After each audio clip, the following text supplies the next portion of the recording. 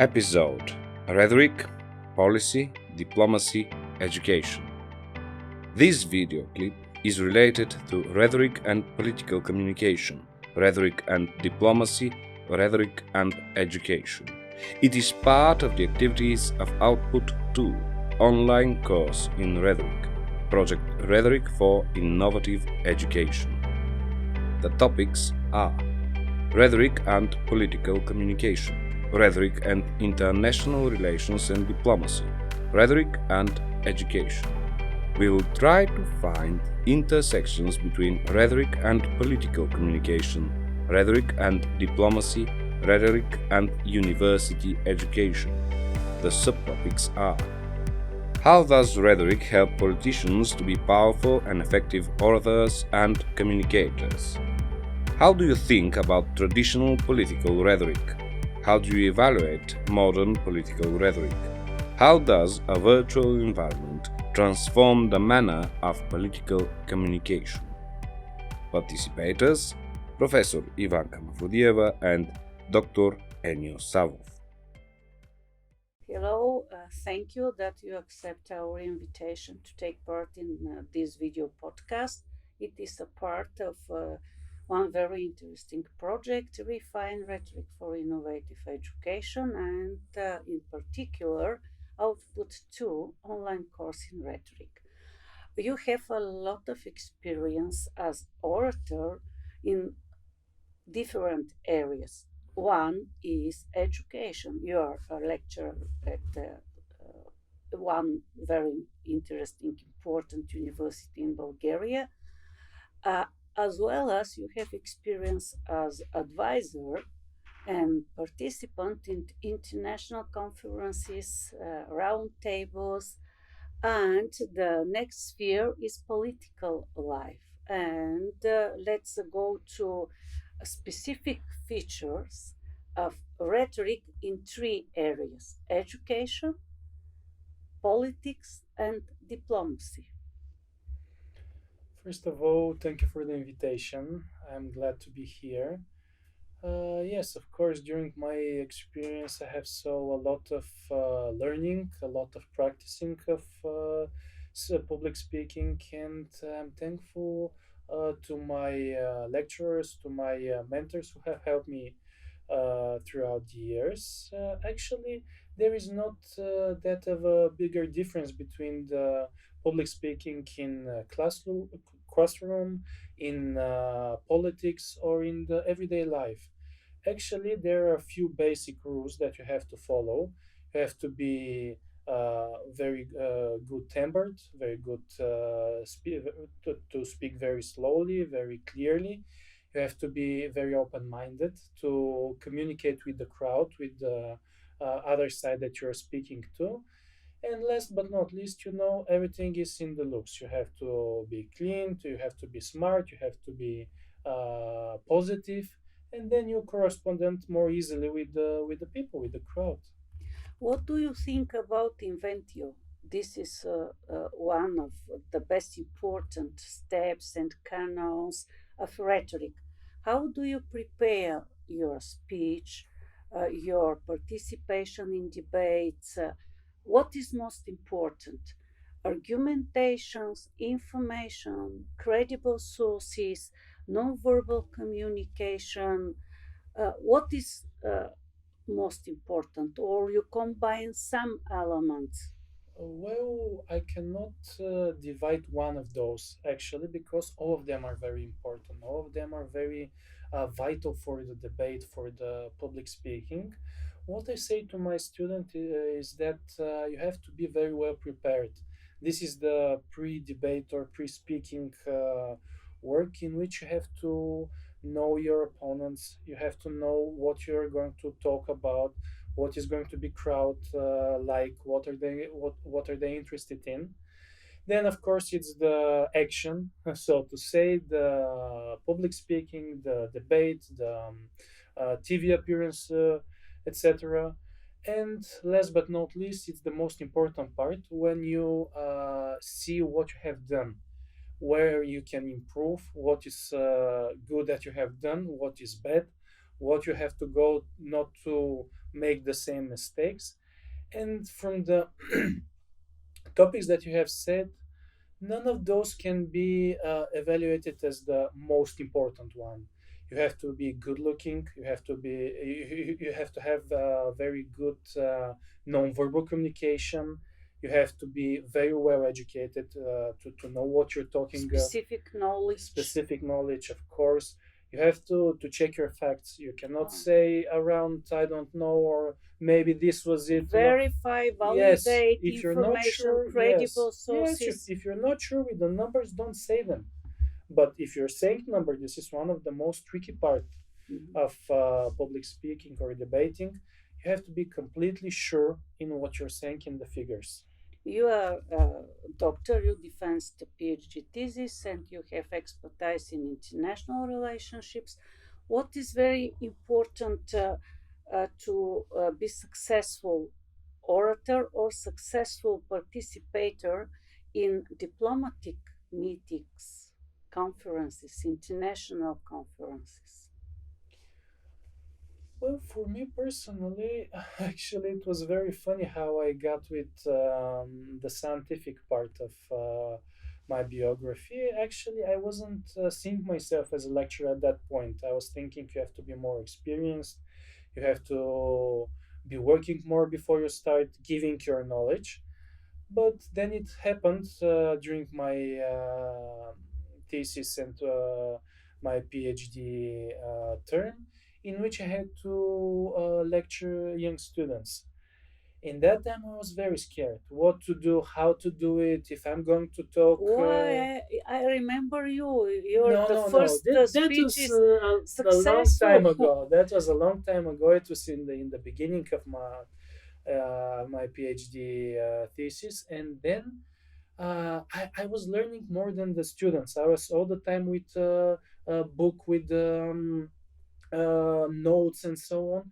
I didn't use them, but they were giving me confidence that they're there. And if I have to check something, I can look at it. And then, like I told you, at the end of the term, I was like, okay, that wasn't so bad. That wasn't so scary. So maybe I can do it. I have to improve some things. I evaluated my work and I said, in that part, I was okay. In that part, I have to do more. So I took my time to develop myself, to see my weaknesses and my strong sides. And so every year, even though I'm lecturing most of the things that I know, most of the things don't change that much, even though it in foreign affairs, everything changes maybe on From daily three basis. different Yes, sources, yes. independent. And still there is room to improve. And let's go to relatively new rhetorical practices, virtual rhetoric. What do you think about webinars, virtual conferences?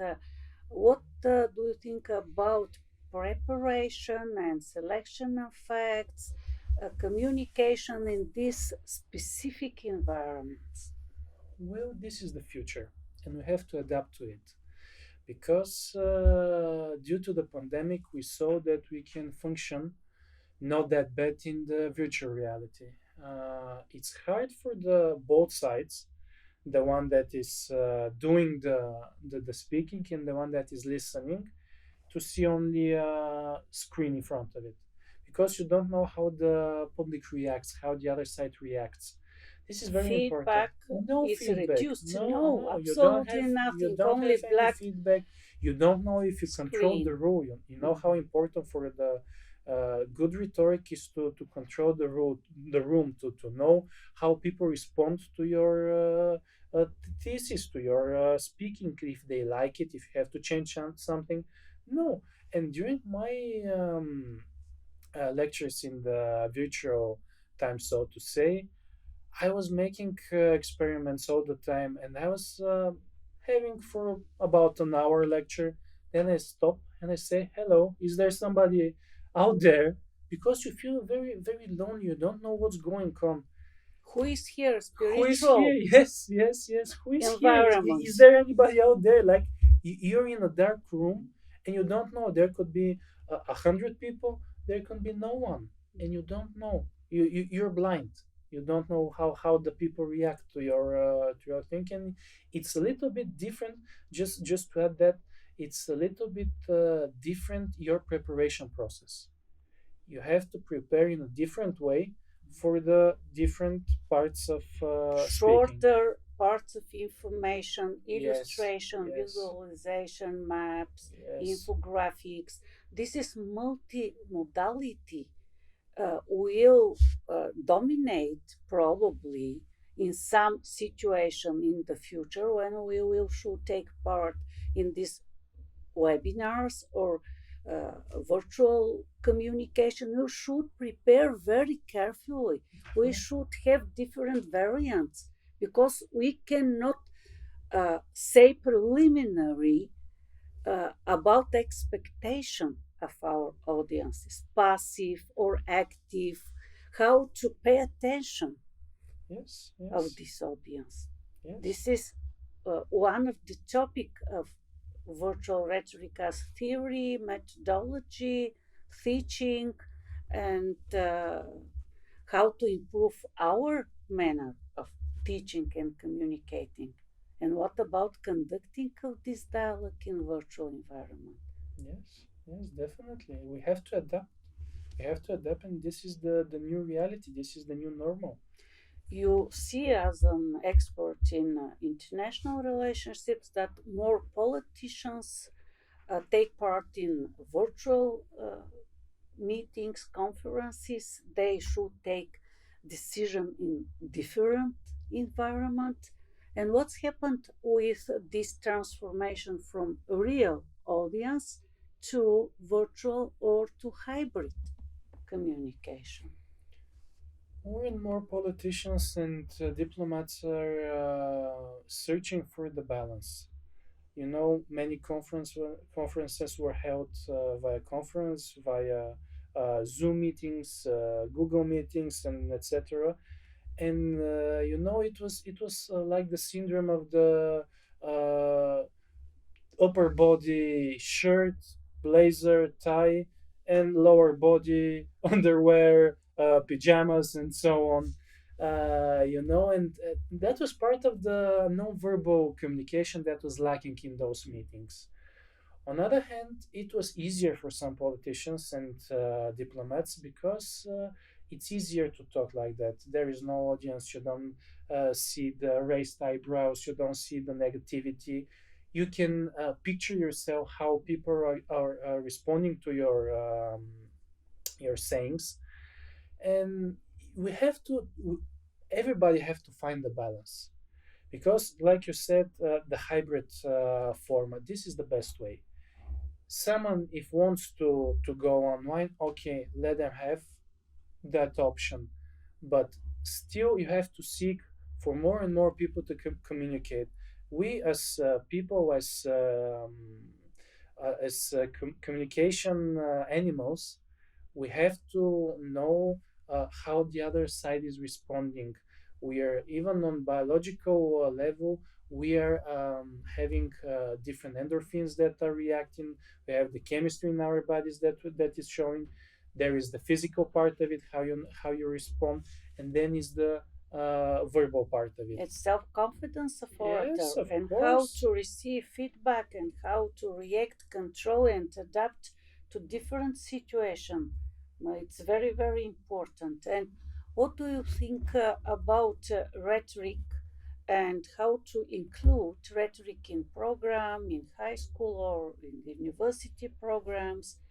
Uh, it is very, very important to improve rhetorical skills during the academic education and to prepare young people to be ready to take part in different situations, meetings, debates, media participation, something else. From my point of view, it's absolutely obligatory to implement some kinds of rhetoric in universities programs. Yes, definitely. This is vital for the younger generations. They have ethics, they have psychology, And this is part of the process we have also here in Bulgaria, to have more practical knowledge, to prepare the younger generations for everyday life, not only for the biology, for the chemistry, for the literature, for the mathematics. You have to have the practical knowledge, how to speak in public, how to speak to your partner, how to speak to your family, how to have those even some people might find it smaller qualities, but actually they're very big. The communication is part of the whole process. How you're communicating your demands, your wishes, your everything is important, and this is the response that you're going to have. You have to be prepared for that. You And have to be argumentation, well educated. how to Yes, the persuade argumentation. during the interview, job selection Yes, yes. interview, In during some the countries, negotiation. they're studying in high school how to make your CV. They're studying what to say. Cover letter. Yes, cover letter. What to say on during the interview, and those are vital How parts. to prepare self presentation and to Yeah. publish it on LinkedIn wall, and how to present himself, herself, themselves persuasively in real and in virtual environment. It's very, very important to improve gradually Of course, rhetorical skills. you have, after all, you have to say yourself in the best possible way. This is the point. Thank you very much for a very interesting dialogue. And in the end, this is the second book of our project, Rhetoric for Innovative Education, Teaching Rhetoric Online. I hope that this small book will be very helpful for you. Definitely. And to improve your rhetorical There is always skills. room for improvement. Thank you very much. Thank you. You have been watching and listening to the episode Rhetoric and Policy, Rhetoric and Political Communication, Rhetoric and Diplomacy, Rhetoric and Education. Output 2, Online Course in Rhetoric, Project Rhetoric for Innovative Education.